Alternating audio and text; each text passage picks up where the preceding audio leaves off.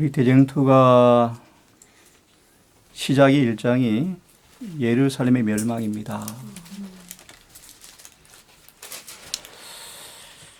이 요한계시록의 시작이 배경이 바로 1장이거든요. 재미있는 사실은 다니엘서의 배경도 1장과 똑같은 내용입니다. 더 놀라운 사실은 다니엘서 1장 2절이 이루어지는 예루살렘 멸망, 솔로몬 성전이 멸망할 때 나타났던 징후와 이 예루살렘 mel망 초림 때가 너무너무 똑같아요. 이 시간 그건 말씀드릴 수가 없고요. 특별히 말씀을 보면서 예루살렘을 멸망으로 이끌어갔던 동일한 이 사단의 전략이 전술이 이제 2장을 딱 넘어가면 일곱 교회 시대 어떻게 또 전개되는지가 쭉 보여져요. 보여지면서 마지막 끝이 이제 종막이 나올 텐데 이미 다 말씀을 나누었지만 저는 이 장을 보면서 방금 말씀처럼 하나님께서 우리를 향한 그 절절한 사랑이, 애끓는 사랑이, 이런 표현이 있죠. 그분은 이별이 너무 싫어서 몸부림치셨다. 영원한 이별의 몸부림으로 우시는 그 주님의 모습이 마음에 와닿으면서요. 이렇게도 우리를 사랑하셔서 이사야 5장처럼 포도를 위해서 남긴 일이 없이 모든 걸 다 쏟아부었는데 그네는 멸망을 당하는 모습을 바라보면서 여러 가지 생각들을 좀 하게 되었습니다. 자, 그러면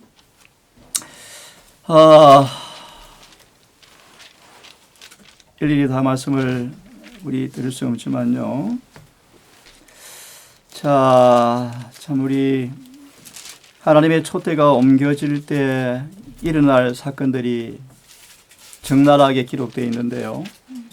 특별히 여러분 뭐 다 보시면 않고요. 어떻게 예루살렘 도성이 죄악의 소굴이 될까? 참 무시무시한 생각을 하게 되어지는데 그분의 임재가 떠나버리면 성령이 거두어지면 우리 지난주 제가 말씀드렸나 모르겠네요. 은혜의 시간이 끝난 이후에도 극복하지 못한 결함과 죄가 남아있으면 그 죄가 우리를 뭐 해버린다고요? 삼켜버린다. 이 모습이요. 얼마나 참 상상할 수 없는 죄악의 소굴이 되어버렸다. 누가 거두어졌습니까? 성령이 거두어졌죠. 그래서 하나 정리하면 하나님의 보호와 은혜가 성령이 거두어지며 일어날 일들을 여실히 보여주는데 마지막 현대인 주님 경고처럼 마지막 지구 종말의 역사는요. 여기에 빗방울도 안 될 거예요. 무시무시할 거예요. 그러므로 기억납니다. 행전 25장으로 기억하는데요. 이 지상이 멸망할 그날에 누가 살아남을 것인가? 라는 답을 주고 있죠. 성경의 표준에 일치한 사람만 살아남을 것이다. 그런 답을 주고 있는데요. 할례받지 못한 이방인 장군이 그 성의 완전한 화제를 멸해보고자 얼마나 애를 썼지만 주님의 예언은 글자 그대로 이루어집니다. 그죠? 기초사 하나 남지 않고 다 허물어지거든요. 이 말씀 앞에 오늘 여러 번 간증하셨습니다. 주의 말씀은 그대로 이루어집니다. 그러므로 그 약속을 정말 믿으시고 오늘 간증하신 것처럼 절대로 자신을 비하하거나 절망하거나 낙담하지 마시고 절대적인 약속을 믿음으로 더 은혜 충만한 경험을 하게 되기를 간절히 바랍니다. 뭐 다 그런 내용들이기 때문에 다 뭐 알 필요가 없을 것 같고요. 우리 또 다른 교훈을 좀 배워보리겠습니까? 그것도 참 무서운 것 같아요. 선생님이 얘기 있는 건데요. 예. 하나님의 자비를 완강하게 거절함으로 말미암아 유대인들은 그들에게서 하나님의 보호하심이 떠나가게 하였으며 사탄은 그들을 마음대로 주관하도록 허락받았던 것이다. 예. 그게 얼마나 무서운 일인지. 방금 말한 것처럼 솔로몬 성전이 파괴당할 때 이사야 36장 7장에 보면 사단의 군대 장군 대표 사네립이 이렇게 말을 해요. 너희 하나님께서 나한테 이 도성을 주었어. 그럼 항복해. 사단은 그분이 자비가 떠난 걸 보았죠. 알았죠. 그래서 다니엘 11장에 보시면 임의로 와서 마음껏 하기를 치죠. 무슨 얘기인데요. 다시 마무리하면 지금 은혜를 받을 만한 때 지금 구원의 날에 그분의 은혜를 받지 못하면 장차 우리에게 당할 운명이 무엇인가를 보여주는 실물 교훈이 예루살렘 멸망의 모습이요. 멸망의 모습이요. 개인의 빛은 개인의 멸망하고 똑같죠. 맞습니다. 사단이 찾아버리면 사상이 바뀌어져 버리니까. 네, 맞습니다. 그래서 우리 앞에 내용 역사적인 부분이기 때문에 특별히 읽을 다시 하긴 하고요. 마지막 부분을 다시 한번 조금 더 생각해 보면서 마무리를 합시다. 현대인에게 주시는 경고가 뭔가 우리 같이 한 문단씩 읽어보면서 앞에 내용도 역사 부분이기 때문에 다시 복습하면 될 것 같고요. 교만 읽고 하면 마무리 될 것 같습니다. 우리 예언자매부터 한 문단씩 한번 읽고 마무리까지 읽으면서 다시 한번 음성을 들어보는 기회가 되면 좋겠습니다. 읽어보세요. 그만할 때까지. 현대인에게 주시는 하나님의 경고. 음흠. 예루살렘의 징벌에 대한 주님의 예언은 아직도 하나 더 성취되어야 한다. 참 무슨 얘기죠? 아직도 하나 더 성취되어야 한다. 예? 예루살렘의 파멸은 장차 올 것과 비교하면 아주 희미한 그림자에 지나지 않는다. 우리는 택함을 받은 도성의 멸망에서 하나님의 은혜를 거스리고 그분의 율법을 짓밟는 세상의 운명을 볼 수 있다. 죄악으로 점철된 몇천 년간의 처참한 인류의 기록은 암담한 것뿐이다. 생각만 해도 마음 아프고 기절할 정도이다. 또한 하나님의 권위를 거스른 결과는 두려운 일로 나타났다. 그러나 미래에 대한 계시에는 이보다 더욱 암담한 일이 나타나 있다. 과거의 기록, 곧 소란, 투쟁, 혁명, 어지러이 싸우는 군인의 갑옷과 피 묻은 복장 등에 관한 오랫동안의 역사도 하나님의 억제하시는 신이 악한 자를 떠나고 인간의 욕망과 사단의 분노를 더 이상 막을 수 없는 날에 있을 두려움과 비교해보면 아무것도 아닐 것이다. 그날에는 사단의 통치의 결과가 숨김없이 완전히 드러나게 될 것이다. 예. 우리 다음 장로님.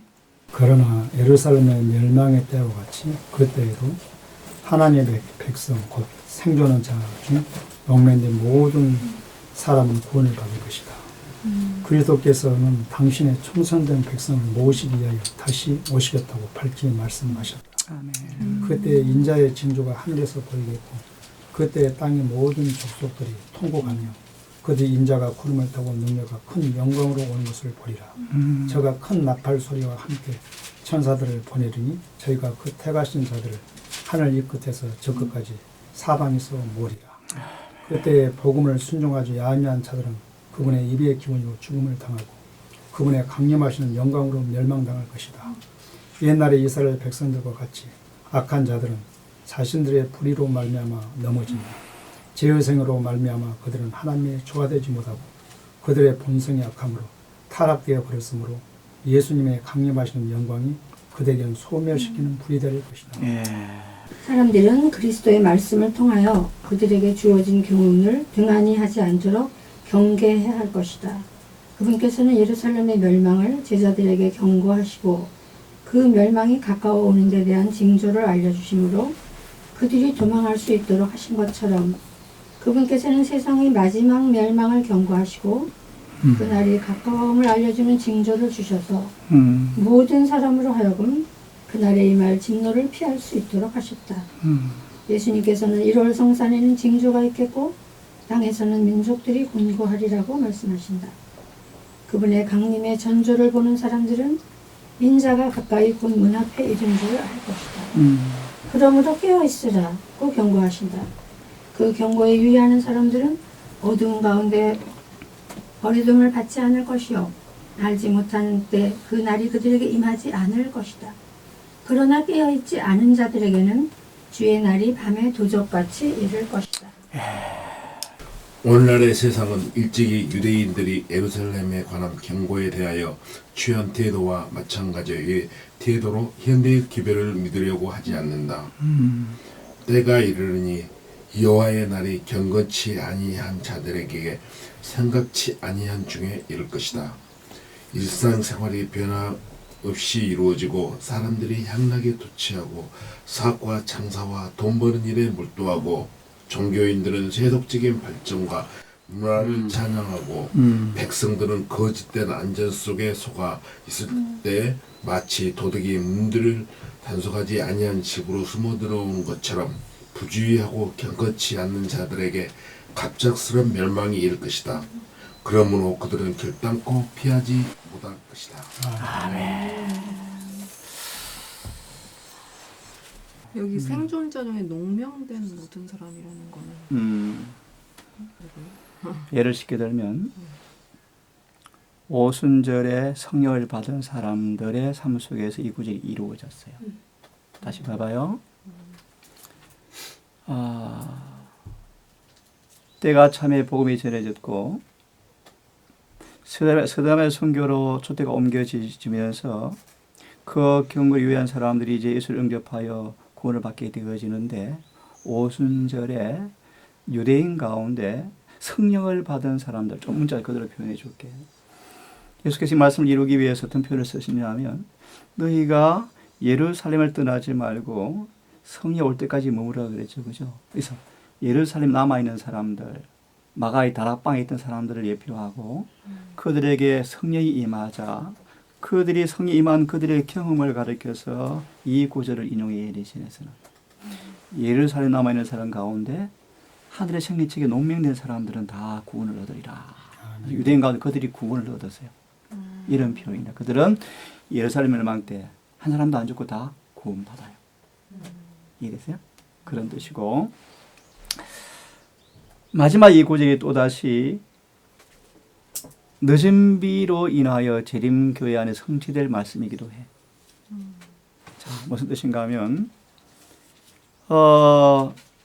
이를 효명이 내리게 되어지면서 이 남은 교회 조직이 유명무실화 되어질 때 재림교회 안에 있는 사람 가운데 이런 사람에게 늦은 비가 임하여 이런 사람들만 구원받는다 라는 말씀으로 또 이루어지기도 해. 그러면 우리가 뭘 살필 것인가? 남아있는 자, 농명된 자가 무슨 뜻인가? 우리가 어떻게 남아있고 농명될 것인가에 대한 이해가 필요한데, 그죠? 그들이 바로 간단히 말하면 침례 요한의 기배를 영접하여 회개하고 예수님을 마음으로 모심으로 죄로부터 구원받은 사람들이 이들이다. 그들이 성령께서 오셨다. 이렇게 이해되면 딱 맞겠지, 그죠? 그렇게 이루어졌어요. 지금 우리 예내신에서는 갑자기 로마의 변방에 이족이 침입함으로 군사로 몰린 사건이 놀라운 사건이요.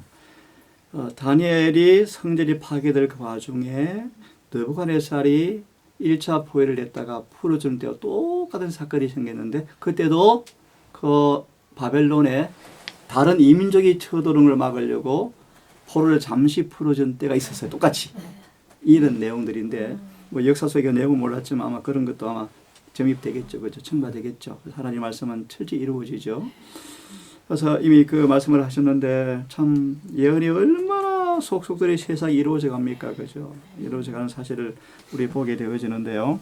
그런 와중에도 우리 주님은 끝까지 방금 말씀처럼 구원하시기 위해서 온 마음을 다하신 주님의 애절한 사랑이 이렇게 보여주면서 참 이 멸망이 임하지 않을 수밖에 없는 그 일들을 보게 되어지면서 우리가 하나님의 은혜를 거절할 때마다 얼마나 두려운 일이 올 것인가라는 예시가 되어지고요.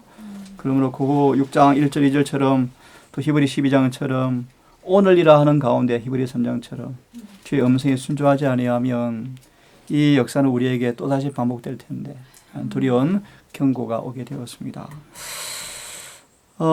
시간관계에서는 제가 지난번 파워포인트 정리한 부분을 다 알려드릴 수가 없지만 무엇이 문제였는가? 한 가지만 짚고 넘어가 다시 한번요. 오늘 전에 말씀하셨지만 하신 것처럼 유대인에게 멸망으로 이끈 치명적 기만이 뭐죠? 간단히 말하면요.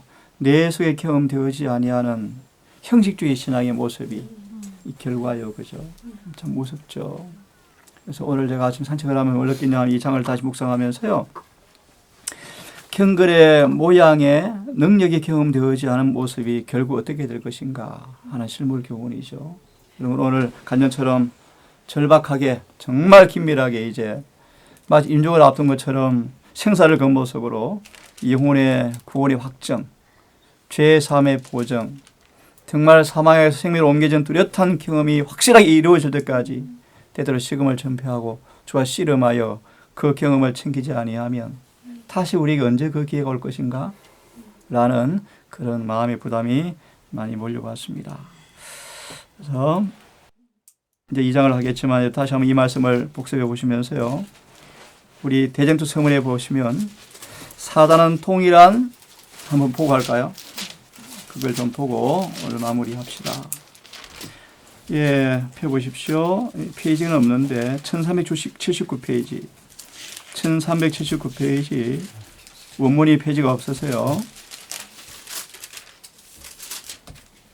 오른쪽 부분에 눈으로 확인하면 좋겠는데 마지막 대쟁투의 사단은 있습니다. 마지막 대쟁투의 사단은 다시 말하면 예루살렘 멸망의 원인을 깊이 숙고하심으로 어떻게 사단이 마지막 때에 통일하게 이 역사를 전개할 것인가에 대한 교훈을 얻어서 지혜를 얻는 차원에서 짧은 문단 같이 읽고 마치면 좋겠습니다. 마지막 대쟁투에서 사단은 지나간 여러 시대에 있습니까? 같이 읽고 마무리합시다. 시작. 마지막 대쟁투에서 사단은 지나간 여러 시대에 행하였던 것과 같은 똑같은 술책을 쓰고 똑같은 정신을 나타내고 똑같은 목적을 위하여 이럴 것이다. 이 세 가지를 잘 간파해서 이 마지막 위기를 우리가 통일하게 피하는 지혜를 얻는 기회가 되었으면 좋겠습니다.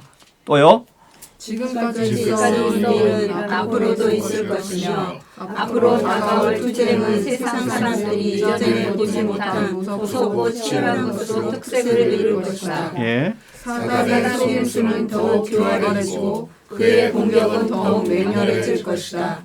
그는 할 수만 있으면 택하신 자라도 욕하려고 할 것이다. 우리 여러 목회자와 대화할 때 이 말씀을 제가 들은 적이 있습니다. 한 번쯤 돌아보셔서 남은 게 진리게 목회자라는 자긍심을 갖는 것도 중요하지만 그 이면에 유대교회 초기 역사가 다시 반복된다는 경고도 한 번쯤 유의해 보면서 자신들만 옳다고 성의 해석자라고 주장하지 마시고 한 번쯤 귀를 열어서 들어달라는 내가 그 말씀의 요청이 한번 기억이 나네요. 여러분 다시 한번 이 사단의 정신 목적과 술책을 정신을 잘 간파하여 이 멸망으로 이끈 통일한 역사가 반복되지 않도록 지혜를 얻는 우리 기회가 되었으면 좋겠습니다. 우리 기도하고 오늘은 마무리합시다. 제가 한 번 다 읽고 기도합니다. 우리는 이 기록을 통하여 장차 닥쳐올 투쟁의 전조를 볼 수 있는데 그것을 하나님의 말씀의 빛과 하나님의 성령의 빛으로 비춰볼 때 우리는 악마의 책략과 택한 백성이었던 예루살렘 도성이 왜 멸망했는가를 보게 되어지면서 악마의 책략이 무엇이었는가 그리고 주께서 오실 때 그분 앞에 흠이 없이 서고자 하는 사람들은 반드시 피할 것이 무엇인가를 환히 내다보는 지혜가 얻어지는 시간 되었으면 좋겠습니다. 아버지 너무나 두려운 사건을 보게 되어집니다. 70일가 끝이 나고 자비로 심판이 40년이 연기되었지만 끝내는 돌 하나 남지 않고 멸망당하는 모습을 바라보게 되어지면서 하나님의 말씀은 문자 하나 한 회까지라도 떨어지지 아니하고 이루어진다는 사실과 자비의 호수가 그쳐질 때 은혜의 성령이 거두어질 때 일어날 엄청난 멸망의 모습이 우리 앞에 보여지면서 오늘 우리가 주의 경고를 등하려 할 때 당할 운명을 미리 바라보게 되어지면서 오늘 주의 음성이 들리거든 회개하기를 간절히 소망합니다. 사단의 정신과 술책과 전략의 동일한 반복 역사를 바라보면서 예루살렘을 멸망으로 이끌어간 그 원인을 우리가 잘 깨닫고 간파하고 오늘날 우리의 삶 속에 이 교회 안에 이 역사가 반복되지 않도록 저희를 지혜롭게 해주시기를 기도합니다. 이 작은 교회가 정말 빛과 소금 되게 해주시옵소서. 전혀 맛을 잃어버리지 않은 소금, 좀 더 어둠이 없는 빛이 되게 하셔서 우리 자신과 우리 가족과 세상과 교회의 빛이 되고 소금이 되어진 역할을 감당하는 교회가 되게 해주시옵소서. 그리할지니 우리 구성원들이 전적인 회개를 통하여 부흥케 하시고 거듭나게 하셔서 성경의 말씀이 문자 그대로 내 생에 이루어지는 청사진 되게 하셔서 깨끗한 빛으로 편제가 되어서 주님을 전도하는 우리 동산교회가 되게 인도해 주시옵소서. 오늘 말씀을 맡은 사란도 아들에게 함께 하셔서 성령께서 입술에 하늘의 은혜를 머금게 하시고 그의 뇌리에 성령께서 함께 해 주셔서 말씀이 권세 있게 선포되게 하시고 이제만 남은 교회 입교하여 방황의 종지부를 찍은 이 아들에게 더 큰 은혜와 빛으로 인도하셔서 그의 노년에 더 큰 유용한 주의 도구로 쓰임받게 해 주시옵소서. 예수님 이름으로 기도드리옵나이다. 아멘.